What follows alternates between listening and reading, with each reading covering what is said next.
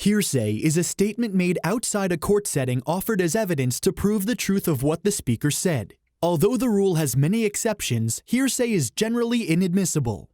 Sometimes an out-of-court statement is offered to prove what it implies about the speaker's underlying belief, not what the statement actually says. Is this kind of implied assertion inadmissible hearsay as well? That's the question in United States v. Pacelli.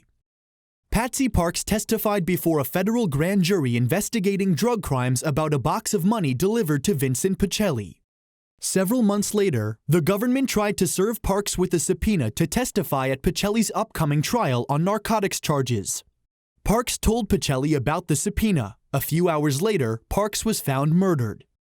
Pacelli was arrested for Parks's murder. He was charged with using force to impede and injure a witness and with violating Parks's civil rights by conspiring to deprive her of her right to be a witness at trial, causing her death. Barry Lipsky, Pacelli's friend and business associate, testified at Pacelli's trial. Lipsky claimed to have witnessed Pacelli kill Parks. Lipsky also testified about certain statements made by Pacelli's friends and relatives shortly after Pacelli's arrest for the murder. Pacelli's wife called Lipsky and asked him to meet her at a family member's apartment. When Lipsky arrived, Pacelli's wife told him that Parks's body had been found and Pacelli was in jail.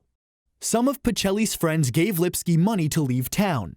Pacelli's uncle complained that there were, quote, "a million places to put a body," unquote, instead of leaving it where it could easily be found.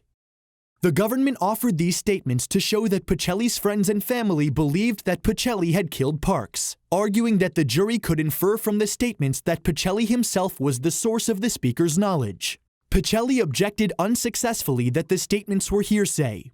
The jury convicted Pacelli on both counts. Pacelli appealed to the Second Circuit.